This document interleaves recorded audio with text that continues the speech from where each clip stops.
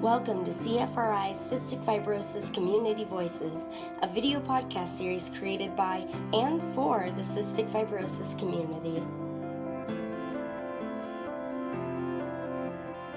Hello, everyone, and welcome. I'm Siri Vaith, Executive Director of CFRI, the Cystic Fibrosis Research Institute, and I welcome you to this episode of our CF Community Voices podcast program. Today, we are going to explore an issue that is impacting over 1 out of 4 members of our CF community, that is food insecurity.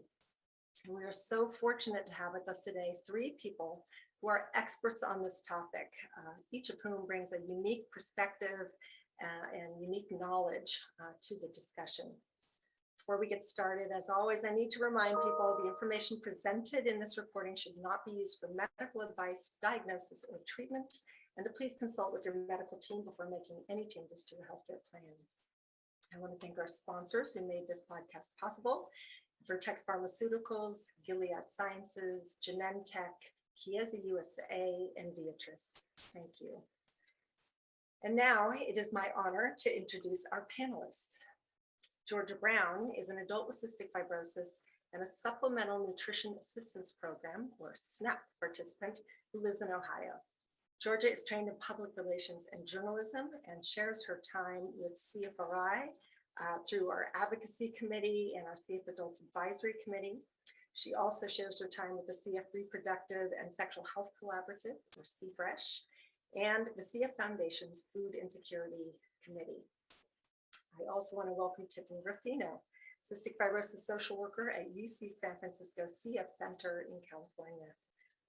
For over 10 years, Tiffany has worked with children, teens, and adults living with acute and chronic disease, as well as their families, and she is a wealth of information on resources, including health insurance, medication assistance, and peer support.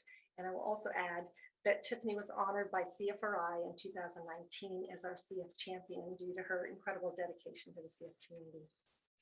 And I'm also very happy to introduce our third panelist, Katherine Jacobs, who serves as the Early Childhood Nutrition Programs and Food Systems Associate at the Food Research and Action Center, or FRAC, which is based in Washington, D.C.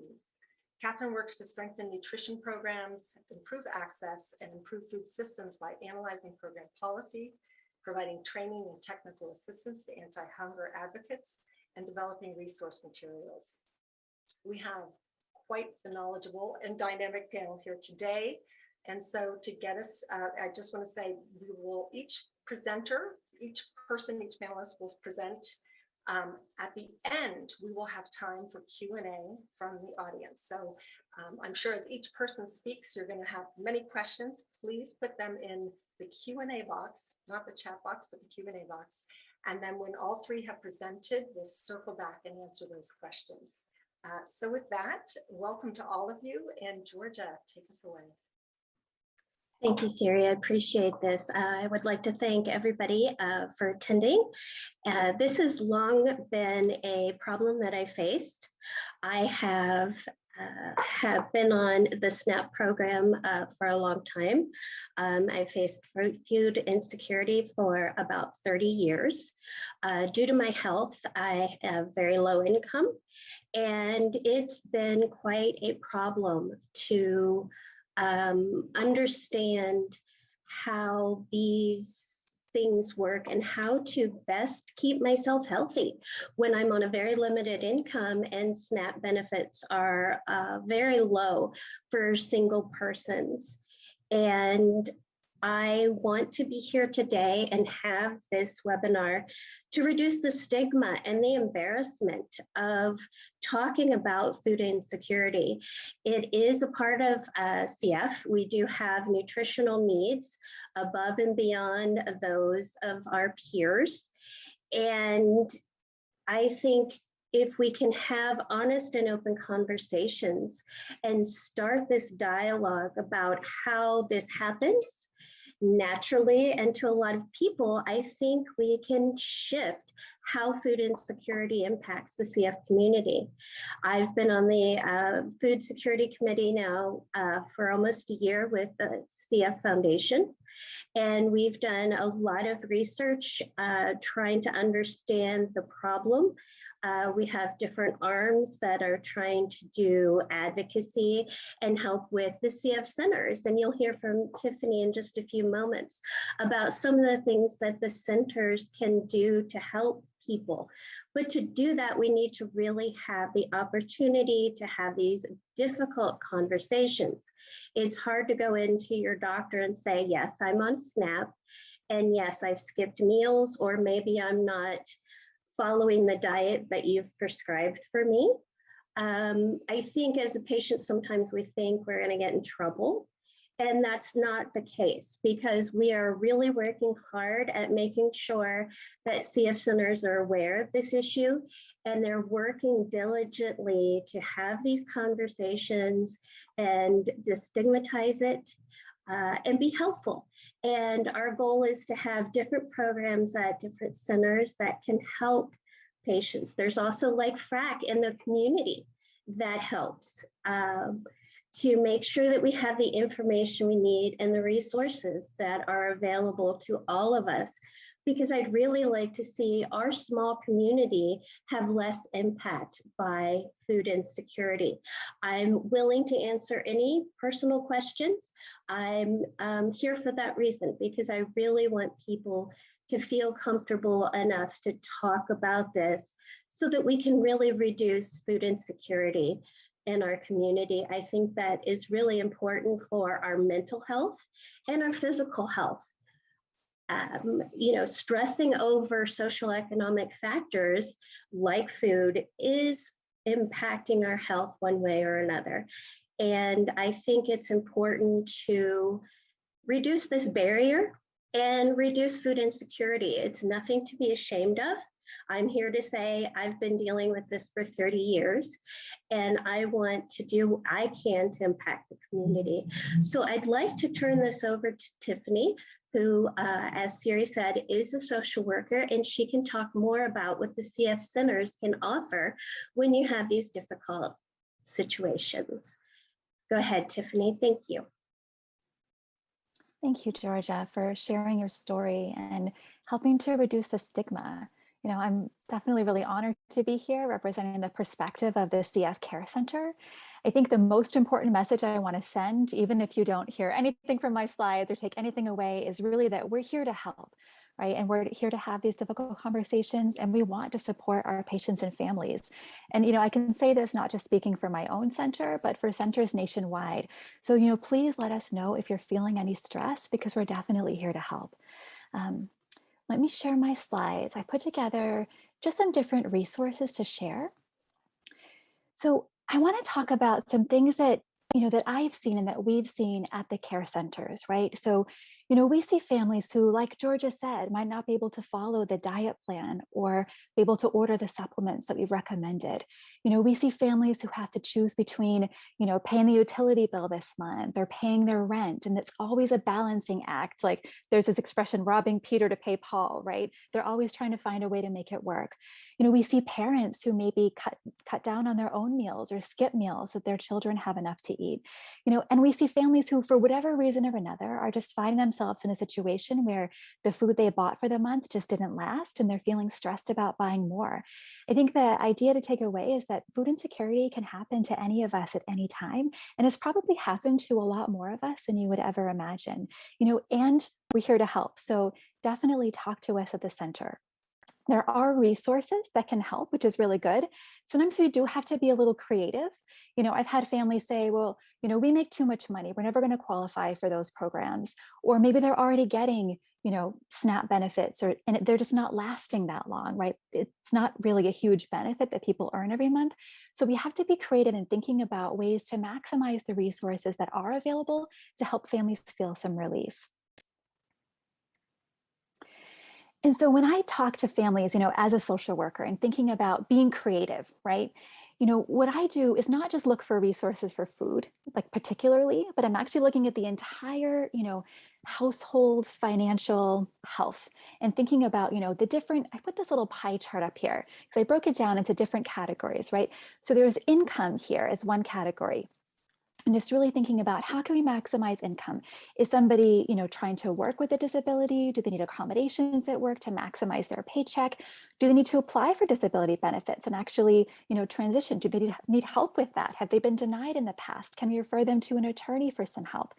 Some states, California is one of them, can offer some financial support for caregivers if they're on our Medicaid program. So can we set up a program like that?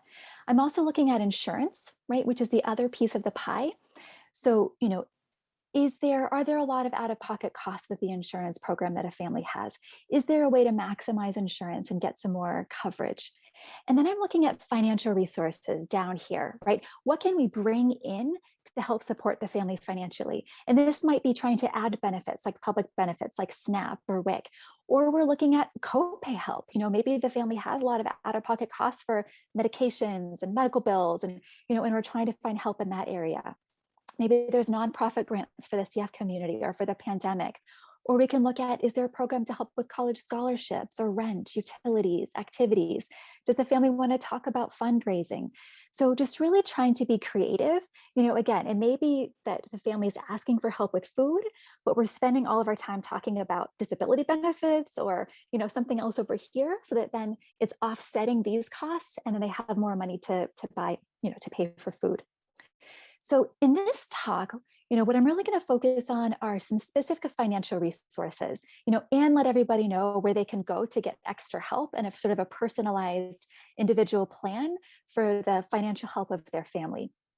So I'm going to talk about some of the public benefits that are available, and Katherine will be speaking also about some of these as well from sort of a different perspective. So the public benefit programs, I'm going to talk about nutritional support at school, some national resources for finding food, resources for supplements, which we spend a lot of time working on at our center, resources for copay help, nonprofit assistance, help with utility costs, COVID-19 emergency funds, some great cookbooks and recipe ideas for tight budgets, and again, some resources for support.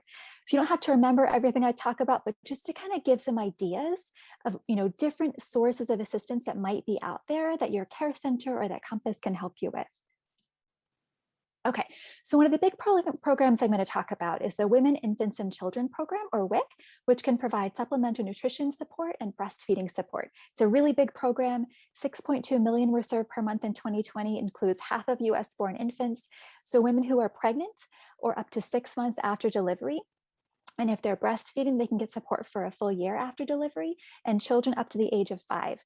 So again, it can provide food, formula, and breastfeeding supplies. Sometimes we've been able to work with WIC to recommend a particular formula. So usually there's one that WIC likes to recommend that's kind of on their formulary.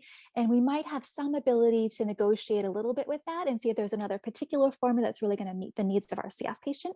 So don't hesitate to talk to your CF care center about that if that might be something that would be helpful to you. You have to meet a nutrition risk category, which our CF patients will. So that's really not a concern for our patients, and meet their financial eligibility criteria. So I have a chart here on this slide that just goes over roughly the household size and the income limits, but you can also be deemed categorically eligible without even looking at income if you're already getting a program like Medicaid or temporary assistance to needy families. And then this screening tool down here is just something you can go on to online to see if your family might be eligible, or talk to your care center or Compass to get a personalized referral. Okay, the next big program I want to talk about is the Supplemental Nutrition Assistance Program, or SNAP. This used to be called food stamps. So again, huge program serving 41 million Americans right now, about 12% of the population, or 1 in 9 people. SNAP benefits had actually increased a little bit during the pandemic, and that increase was supposed to stop at the end of September. The good news is the Biden administration just passed a permanent increase in benefits. So from pre-pandemic until this increase on October 1st, it's about a 25% increase, so about $1.20 per day, about $36 a month per person. So again, not a huge amount when you're thinking of dollars, but it's really good to see at least some shift in the right direction and moving the needle forward and increasing these benefits. So here's a fun fact: $1 in SNAP benefits generates $1.70 in economic activity. So if you're receiving SNAP benefits, you're actually helping the economy. And this is something that you can say to people who might say, oh, these programs are such a drain on our resources. Well, actually, they're stimulating the economy and creating jobs. So it's a really good thing we have these programs. So I put up the household eligibility criteria in terms of the household size and then the income, but there are actually a lot of different caveats to eligibility when you're looking at, household resources, who's working, who has a disability. So I'd recommend that you actually talk to someone to see if you might be eligible. But I wanted to put that up there as just sort of a basic framework, so you might have some idea of the eligibility for the program. And this website here will help you find an agency in your state, or you can call the phone number I put on there. Okay, so another really important program we're thinking about nutrition is nutritional support at school, right? Kids are spending a lot of time at school, particularly if there is, a preschool program where they go before school starts, or an aftercare program.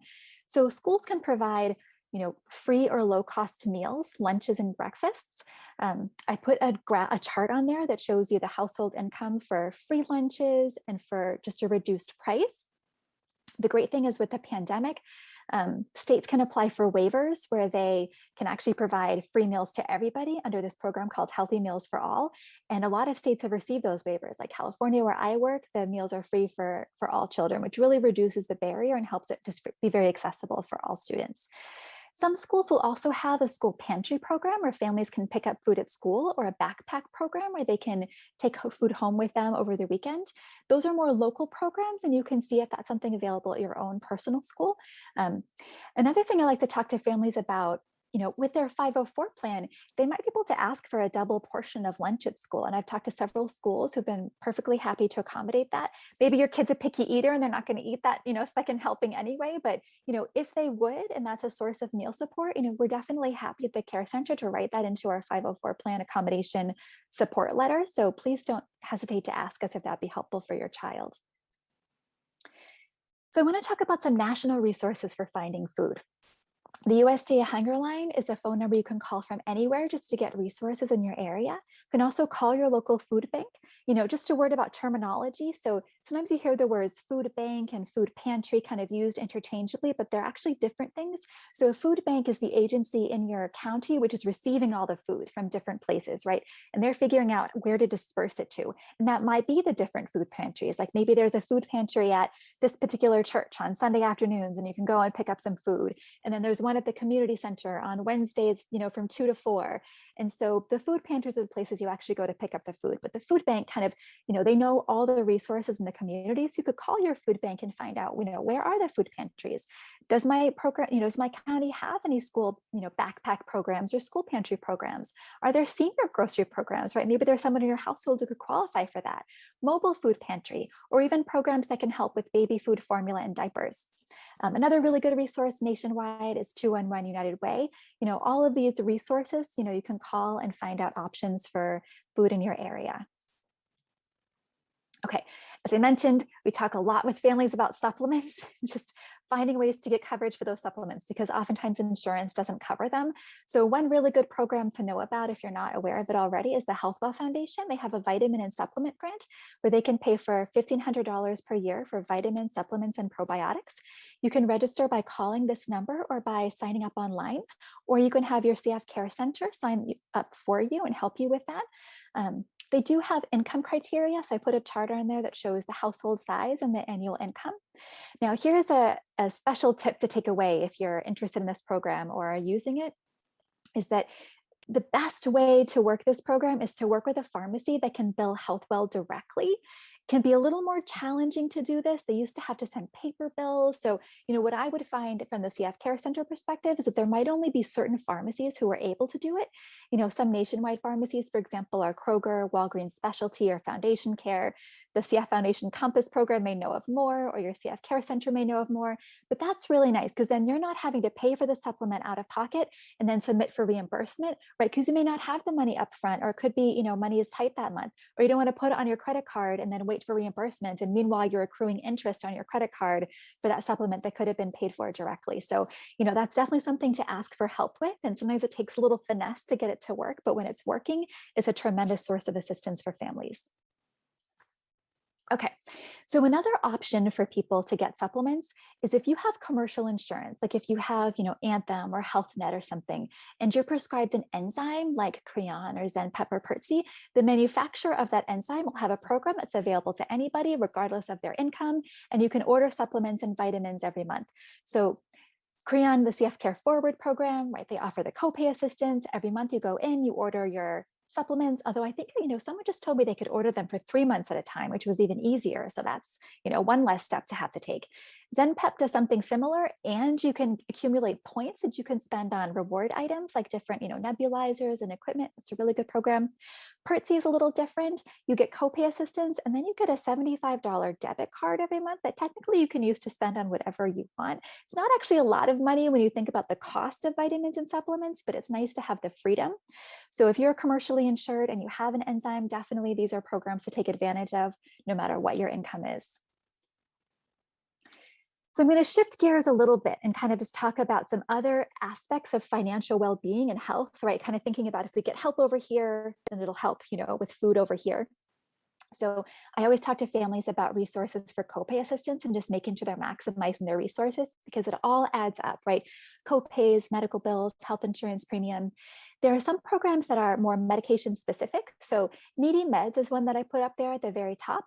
You can plug in the name of any medication or supplements. Like you could put Insure in there and pull up a program for Abbott, or you could type in any medication and see if there is a financial assistance program connected with it.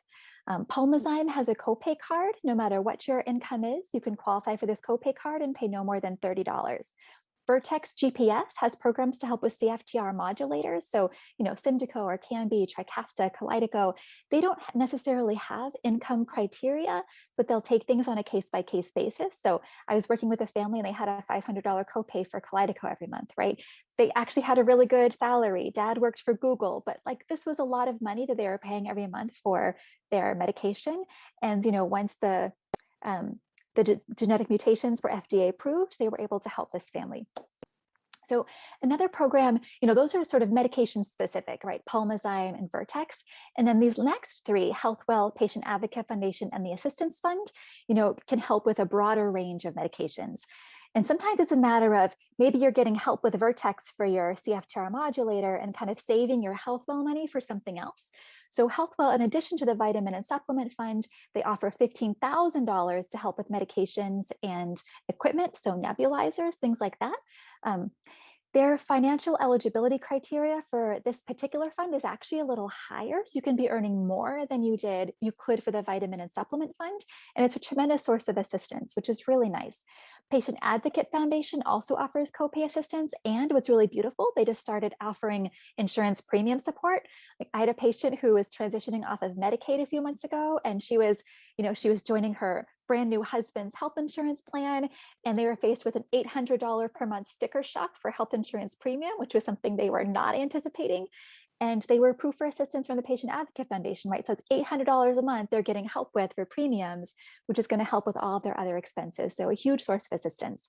The Assistance Fund is also really great. What's really nice is that their income eligibility criteria are a bit more generous than the other two. And so if you were excluded from eligibility for HealthWell or Patient Advocate, you could try the Assistance Fund, even if your income is a little higher, and see if they would be able to help you. Okay, another category of assistance that I want to talk about is nonprofit assistance. I put just a couple nonprofits up here on this slide, like the Bonnell Foundation, Cystic Dreams Fund, Claire's Place, United Healthcare Children's Foundation, all great nonprofits that can help the CF community. Depending on where you live, there could be particular programs available depending on your household composition, whether you're a single parent. I think that the best thing to do is reach out to your CF Center social worker and to Compass to just kind of get a sense like, what are some nonprofits that might be available to me? So United Healthcare Children's Foundation, I'll mention, for example, they'll help with people who have private insurance. They do have household income criteria, but they're a little more generous than some other programs. And they can help with, co-pays, also medical bills. They can pay for private therapy. So maybe there's like this great therapist in the community, but insurance doesn't cover it, and you want to go to this really great therapist. Maybe they can help to pay for therapy for your child. It is under the age of 16. Sorry, I should have qualified that. So it's good to see what nonprofits might be available. There's assistance available for household utility costs. So the Lifeline program can help with phone services. The low-income home energy assistance program can help with costs related to home energy bills, weatherization, energy-related minor home repairs. I was working with a family a few years ago, and they connected with this program. And now this isn't going to happen for everybody, but they actually got brand new energy efficient appliances for their homes to help save on their energy costs. I mean, it was wild. I had never seen anything like that.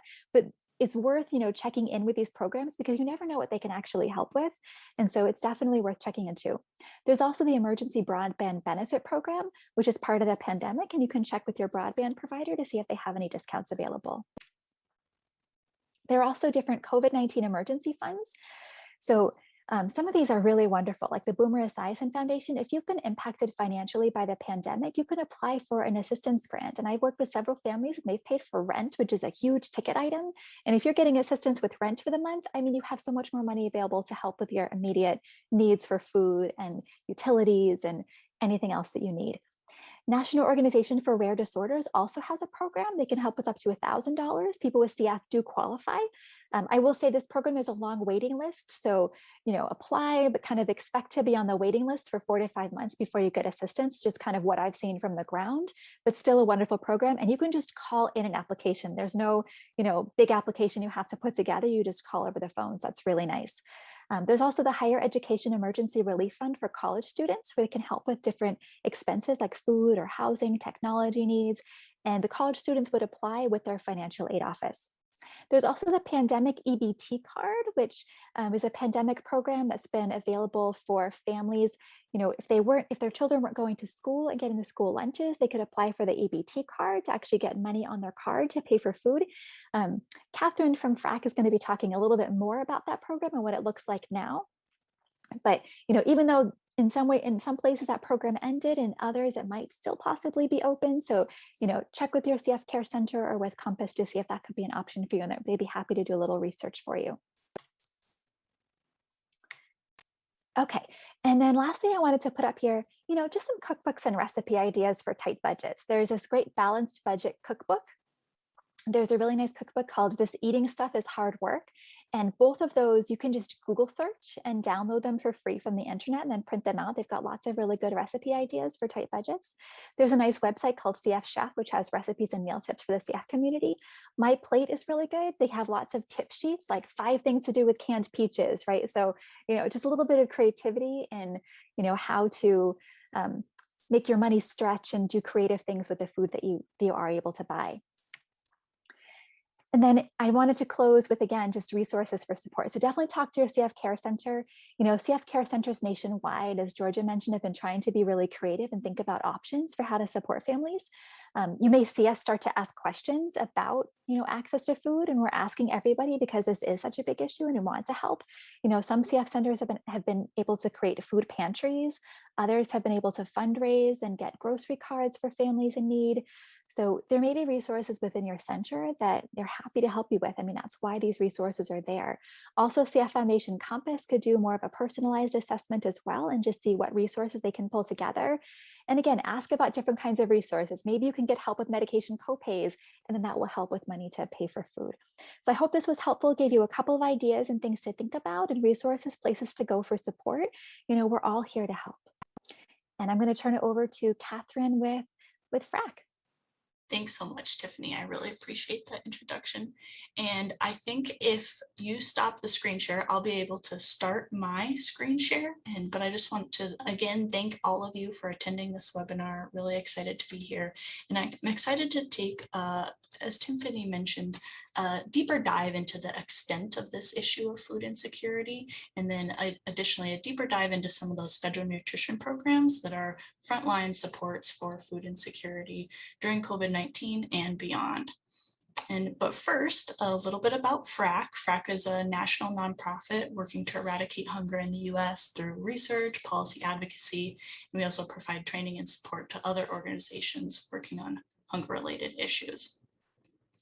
And so for today's agenda, I'm going to talk about the extent of food insecurity and specifically during COVID-19 to really underscore that if you are experiencing food insecurity, you're not alone. It's a broad issue across the country, in addition to some of those health impacts of food insecurity.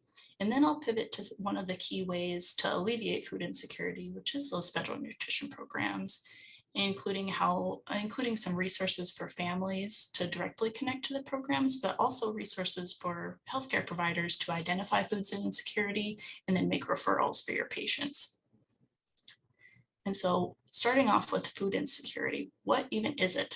So food insecurity is the state of having enough of the kinds of nutritious food that you need for an active, healthy life. And so enough can mean different things for different people. Patients living with CF, enough means a little bit more than other counterparts. And so food insecurity has two levels, actually: low food security and very low food security. And this will come into importance a little later with how we're measuring food security during COVID-19. So the low food security level is characterized by reduced quality or variety of foods and worrying if food will run out. But when you have a reduced intake of food, or when you are foregoing meals or not having enough to eat, that's when a person is said to be experiencing very low food security. And during COVID-19, the Census Bureau has been measuring food insufficiency, which is that very similar to that very low food security category. And so before COVID-19, 1 in 9 individuals experience food insecurity, or about 11% of people in the US, and 4.3% experience that very low food security. And food insecurity varies by state, as seen on this map. As the colors kind of move to a more saturated, that's where higher rates of food insecurity are seen.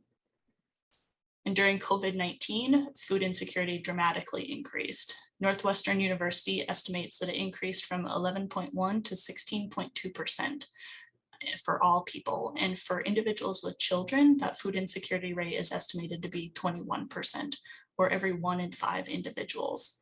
And so these during COVID-19 estimates are for August of this year, and they were higher even earlier in the pandemic. And so in this chart, we're looking at food insufficiency, which you'll remember is that very similar to very low food security measure, meaning that folks sometimes or often don't have enough to eat. And so we can see that food insufficiency peaked in December around 13%, and the latest measures show that it's still around 7.8% nationally, which is almost double pre-pandemic levels of 4.3%. And this chart also shows that food insufficiency varies significantly by race and ethnicity, with Black and Latino individuals disproportionately affected by food insufficiency as a result of systems of oppression like systemic racism. And unfortunately, there's no current COVID-19 national measure of food insecurity among individuals with chronic conditions like CF. However, as Siri mentioned in the very beginning of this webinar, all prior data shows that individuals and households experiencing CF have much higher rates of food insecurity. And food insecurity is impacted by many factors, including the rising cost of food at the grocery store, loss of employment during COVID-19, food supply chain disruptions during COVID-19. Depending on where you live, you might have higher rates of food insecurity based on the food is just not available, living in a food desert. And then also during COVID-19, children might have lost access to meals in school or childcare when those facilities closed. Additionally, we know that CF can also contribute to food insecurity by putting pressure on family budgets due to the increased need of food to meet the calorie requirements. And so now moving into some of the impacts of food insecurity. And this chart shows that hunger, poverty, health, COVID-19, they're all interconnected, with each contributing to each other, creating the cycle that can be really difficult to break. And food insecurity is associated with a range of health consequences, both for adults and for children: heart disease, depression, poor sleep, asthma, reduced educational performance, and on and on. And because of the limited financial resources, households that experience food insecurity might use some of these coping mechanisms that Tiffany also talked about, like forgoing additional foods needed in CF, or postponing preventative needed medical care. Or what we see oftentimes is parents forgoing food to ensure that children can eat. And these coping strategies can result in higher healthcare costs and increased healthcare costs and healthcare utilization. But the good news is that there are tangible and actionable solutions to alleviate food insecurity. And the federal nutrition programs like SNAP, WIC, and child nutrition programs are key health supports. And so I'm going to quickly run through a few of them, including SNAP, WIC, and the PEBT program. So as we heard before, SNAP is the largest federal nutrition program and a huge health support for qualifying families. It provides families with low income with monthly nutrition benefits. A family of 4, for example, can receive up to $782 each month on an EBT card, which is similar to a debit card, and you can use those benefits to purchase food at most food stores. And right now it's easier than ever to apply because services can be provided remotely due to the COVID-19 social distancing requirements. And to find out if you're eligible to apply, you can visit your SNAP website at the link below. And I have information that all these slides with the links will be available after this program. And so during COVID-19, it's an excellent time to apply because the SNAP benefits are increased by 15% through the end of this month. And that was enacted as a COVID-19 bump in benefits.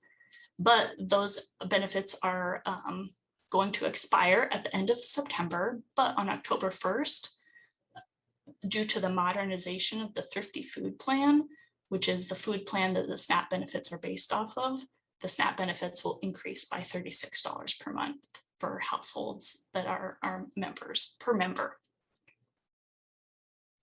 And WIC is another federal nutrition program that provides food, infant formula, breastfeeding counseling to families with both moderate and low income, so that income requirements here are a little more lenient than for SNAP. And eligible participants, such as pregnant and postpartum individuals, infants, and children aged 5 or younger can receive those benefits. And there is a ton of research on the impacts of WIC, and the program is shown to improve dietary intake, improve birth and health outcomes, and many others. And I've included the links here to see if you're eligible and to apply. You can visit your state's website or call their toll-free number. And again, like SNAP, there's never been a better time to apply for WIC. Enrollment and appointments can be held over the phone or via telehealth. And many clinics are still offering the opportunity now to go in. So it's really to meet your needs. If you want to do it remotely or if you want to do it in person, it's all up to you. And then additionally, a really exciting factor is that the cash value fruit and vegetable benefit in WIC, those were temporarily increased this summer from about $10 a month to $35 per month per person. And it's anticipated that those will be continued for the next year, and we'll be at FRAC advocating to make that permanent. And so now moving on to the child nutrition programs, which are another key support for all families with children. I wanted to focus on the new program that was talked about, Pandemic Electronic Benefit Transfer, or PEBT. And this program was created during COVID-19 as a response to kids losing out on the meals that they would usually receive in school or childcare when those places closed. And so PEBT provides nutrition resources to families who lost access to those free or reduced price meals due to their school or childcare closures. And families will receive money on a new or existing PEBT card. And we talked about how it might seem like this program has been discontinued in places, and where that confusion comes from is that PEBT is still running nationally, but each state has to apply. And so you can see on this map here, the green states are those that have approved plans for both the child care piece and the school age piece. And then the blue ones are just approved for the school age piece. And the additional change is that not all school age children or children under 6 will apply for PEBT anymore. It's determined based on the school model in your area. So whether or not schools are fully remote or hybrid or fully in person, that will determine the amount of the PEBT benefit. And all states are anticipated to have plans, but as you know, things can take a little time on the Hill. But to ensure when your state does have a plan, to ensure you receive benefits, you should make sure that your school age child is enrolled in the free and reduced price school meals, which contacting your school district can help with that. And then for children 5 years old and younger, you can make sure that they're enrolled in SNAP, and that will put them in the system to qualify for these benefits. And now moving on to a few resources. To learn more about the relationships between hunger, health, and the federal nutrition programs, you can check out some of these resources, including the linkages sheet, which has that triangular diagram that I showed earlier, which is really comprehensive, showing how each of these issues compounds and is cyclical. And then if you're an individual or a family interested in finding food resources, you can check out these resource guides from BRAC, CDC, and the US Department of Agriculture. But to find food fast, you can use the Food Finder website or USDA's Summer Meal Site Finder for food for kids. And you might be thinking, well, it's September today and summer's almost over. But because of COVID-19, schools and community organizations are able to continue that summer nutrition program model through the rest of the school year. And then we also have a host of resources for healthcare providers to help providers screen for food insecurity among your patients, and then also refer patients to food resources, including the federal nutrition programs, and also helpful food insecurity coding for the healthcare setting. Hunger Vital Signs is a 2-question screener tool that identifies individuals and families at risk for food insecurity. The Hunger Vital Signs tool, it's really easy to use, only 2 questions. It's been validated both in pediatric patients and adult populations. It can be administered verbally or in writing, and it's also available in multiple languages. Addressing food insecurity in the clinical setting can reduce healthcare costs for patients, but it's also good for providers in that it improves administrative metrics like readmission rates and length of stay. And on this slide, I wanted to highlight the Addressing Food Insecurity Toolkit, which is a comprehensive toolkit developed by FRAC and the American Academy of Pediatrics. And it provides details on how to incorporate that Hunger Vital Signs screener into your practice, as well as provides resources on how to connect patients to both community resources and those federal nutrition programs. And to summarize, food insecurity is a really pervasive issue, especially during COVID-19 and especially in the CF community. And food insecurity has significant health impacts, but the federal nutrition programs are one actionable way to alleviate the issue. And there's many resources to help you and your patients connect to them. And so feel free to reach out at any time if you have any questions. And with that, I will actually pass it back to Siri for the Q&A. Thank you so much, Catherine and Tiffany and Georgia. And before we jump into the questions, of which we have many, I want to turn it back to Georgia to add some final thoughts. Thank you, Siri. I just want to talk about what it's like to be an individual. There was a lot of information about being a child and school programs, but what do you do when you're 50 years old and those are not an option and you're on disability? It's important to note that I get about $200 a month in food stamps, which is the most I've ever gotten. And that money with the price of food does not go very far. Most of the government feels that you can eat for the day on about $4 or less, which is really impossible to do for a healthy individual, much less someone in our situation. They also expect you to prepare your own food, which can be difficult when you're on IVs or you're not feeling well. And going to the store was problematic when we had COVID-19. The fact that you can't buy hot meals or even a roasted chicken with your food stamps, which can cost $5 and be quite a few meals, is quite a problem. When you're sick, you don't really feel like cooking. And to make a healthy meal that's beyond a box of mac and cheese, it takes time and effort.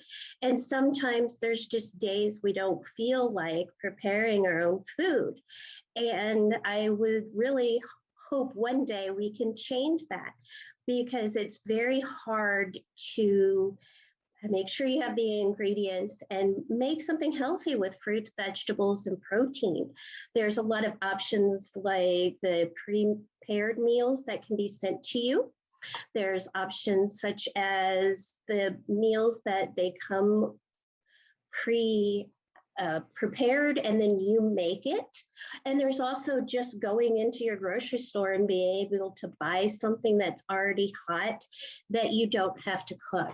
So the struggle for me has been trying to live on $200 worth of food and buy things that are not full of additives and preservatives. And that is really the struggle. And for us adults, that can be even more of a challenge because we don't have the safety nets like they do for children. So I just wanted to add that now that you have the information provided by both Tiffany and Katherine, your adult patients may have more difficulty with this problem, and that's where Tiffany's creativity comes in. So I'd like to turn it back to Siri. Thank you very much, Georgia. All the presentations were so complimentary and really all dovetail together. So many incredible tips and resources. We do have a lot of questions, and the first thing I will assure everybody, as Katherine noted, we will release links that have the slides that Tiffany shared as well as Katherine's slides so that you can have all the links to the amazing tips. And I really appreciated the focus on food insecurity, but then Tiffany, you're expanding it to a holistic way to the robbing Peter to pay Paul, but the shifting of resources as a strategy. And Georgia, thank you for sharing your personal experiences. So I know I jotted down like 20 questions while you were talking, but out of respect for the people who are attending, we'll go straight to the list.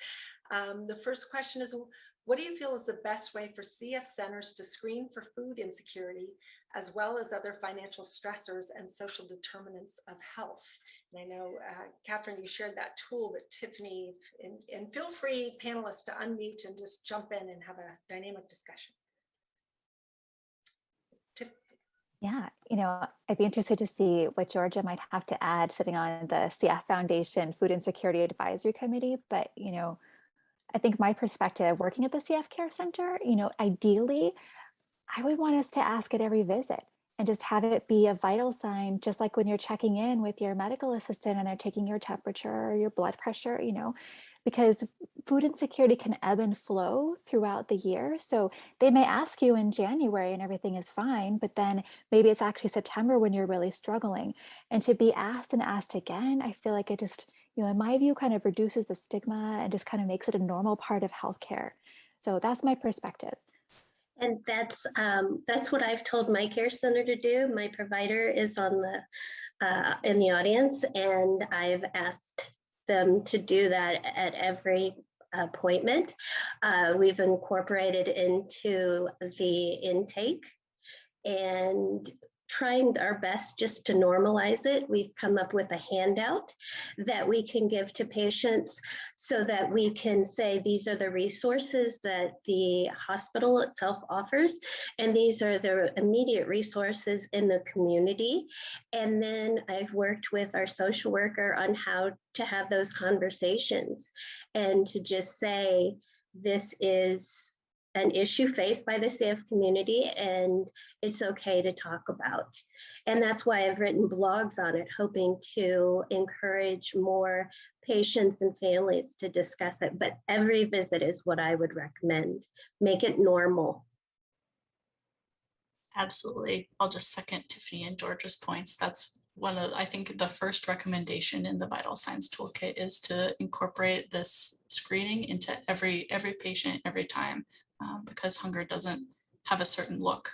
It's ubiquitous, and we can't see food insecurity by looking. So. Absolutely. And that screening tool, I'm just curious, Tiffany, have you ever heard of the screening tool that Katherine shared the link to? Yeah, a lot of CF centers have started implementing it actually, or might have shifted it a little bit for their particular care center. I know we have a pilot, we're starting to use it as well.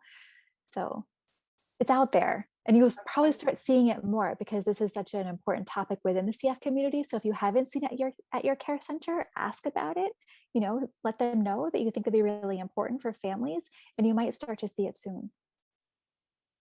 Well, the statistics are so stunning, aren't they? The high numbers, and yet I think it's with anything. We all carry these embarrassments and shame, and if somebody's not asking the direct question, we may not identify what the need is. So valuable to have that. And the numbers: 1 out of 9 people before COVID having food insecurity, really, really stunning. So we had a question: is there a specific profession, like a financial advisor, social worker, patient organization, that can help sift through all the ways to maximize our finances, to offer any relief from this feeling of being overwhelmed? I have yet to find one, and it's taken me 30 years just to have this conversation. When you're very low income, it's hard because sometimes they want you to pay for that resource. And Compass, I know, does have some. You might find the generosity of a financial advisor that is willing to donate their time, but trying to navigate it on your own is hard when you're ill. And I'm sure it's even more stressful for parents. So that's a very good question. Tiffany might have more of an answer, but it's very hard to navigate everything. Yeah, I mean, I can say as the social worker at our CF Care Center, these are conversations I routinely have with families. And these resources are all resources that I've worked with and have helped people navigate. So it can be really overwhelming. I know we just sent you like 20 resources in these slides, and it's hard to know sometimes where to start. So that's why I would recommend talking with the social worker at your care center to see if they can help you kind of prioritize what might be most useful, where to begin. It's always worth going to them and asking. And I would check with Compass too. I know, Georgia, you said sometimes they've only offered limited support, but I've seen really great things from what they've been able to offer to families. And I think it's definitely worth a phone call to them too. That's really, really important. And there's a comment, if people hadn't seen it in the chat, when you do screening, it is important to explain what food insecurity means.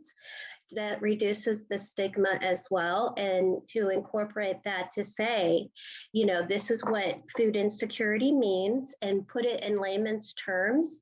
And then also say that also means trying to understand your financial obligations and how food works in with that as a whole unit, not just fragmented. We know that the correlation between food insecurity and obesity, right? That you wouldn't think they correlate, but because of that reduced amount of funding available and what foods are less expensive, et cetera, that quite often that happens. So it's related. It does, and I've experienced it. And, when you're given $200 and you can buy 10 items for $10, you buy them. And then when they had packaging, I realized what I was eating was causing my weight issues. And then it caused problems with heart issues and sleep apnea and other comorbidities. And it's really hard to say that CF is sometimes easier than the comorbidities I faced. So being able to afford the healthy foods, I don't know that everything needs to be organic. But I do try to read more of the labels now, and I'm very selective with what I purchase, and now I can even purchase less. And I would add on to that, that's one of the largest coping mechanisms that we see is buying, relatively cheaper, high caloric density, but relatively low nutrient poor foods to make food stretch and last. And so that contributes to the paradox of food insecurity and other health issues. So that is a really important point to combat folks that are saying, well, food security can't be happening because of these other situations. So very, very important point. And it's so interesting when you think of, for my adult daughter has CF, and her visits with the nutritionist and dietitian at the CF Center, that seems like there's another important role to be filling in that isn't just about checking the weight. It's what are you eating and how are you getting there? And I know you had shared one of the resources. I think you had it, Catherine. Now I can't remember, but both links will be up for everybody soon, about grocery shopping tips to maximize low amount of dollars for the most nutrient-rich foods.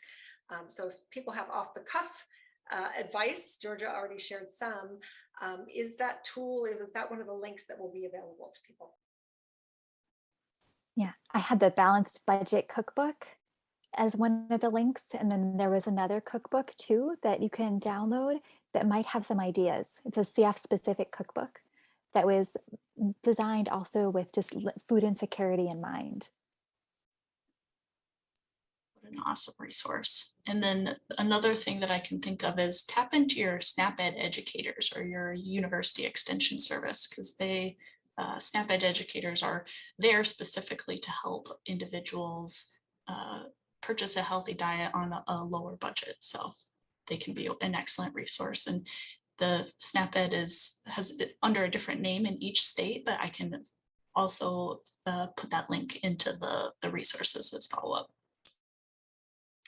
And for people who are interested in taking this issue beyond the personal, but to the more macro level and advocate for increased resources, I mean, $200 a month to buy your food for a month. And I know we celebrate the increase that has just been approved, but it's really not very much money. It was $36 a day, a little over $1 extra a day. We think if we walk into a store with $1, what does that mean to us, right? So where can people plug in to advocate for improved programs to ensure food security? I'll say FRAC has an advocacy specific page, and I'll drop the link into the chat as well, but there's always campaigns for action to help advocate for things like that permanent increase in WIC benefits, additional increases in SNAP benefits. And I would say, Siri, that you hit it right on the head, that we were really excited about the Thrifty Food Plan modernization that led to this benefit increase, but we're not making a big deal about it because $1.20 a day, what can you get? It reminded me, I was watching a show and someone was going to give a dollar to a young girl to, convince her to clean her room or something. And she slid it back across the table and said, tell me what you can buy with $1. And so that I think that really hits the point, is that while it's in the right direction, and I think we are moving in the right direction, there's so much more that needs to be done. And there are many opportunities for advocacy by engaging with your local food policy council is one local way. And then at the national level, FRAC is an excellent resource. Feeding America is an excellent resource for advocacy. Checking out some of their websites, they'll have an action tab. And that's important because I think they've done more for children, but I think the disabled and the elderly definitely need more attention, which is not to say that there's not a problem with children, but it would be nice if we could focus on the disabled and the elderly, who often get lower amounts because we don't have the dependents. Well, we are coming up on the top of the hour, unbelievably. But this is just, evidence. Tiffany, of course, why we honored you as a CF champion. You really set a high watermark in terms of a social worker who cares and really takes a holistic look at each patient and family.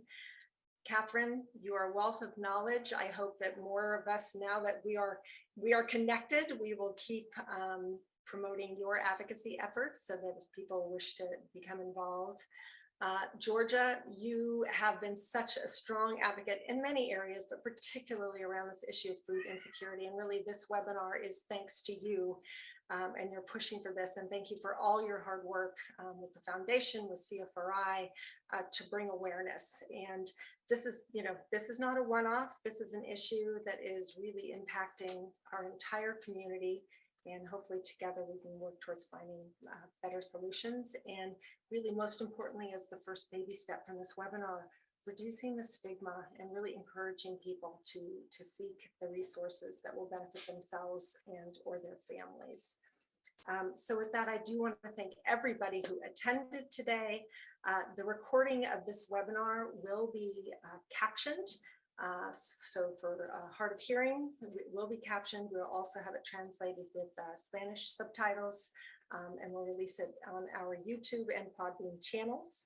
I thank everyone who attended, and I am so grateful to each panelist, Georgia, Tiffany, Katherine. Thank you for sharing your time and your expertise.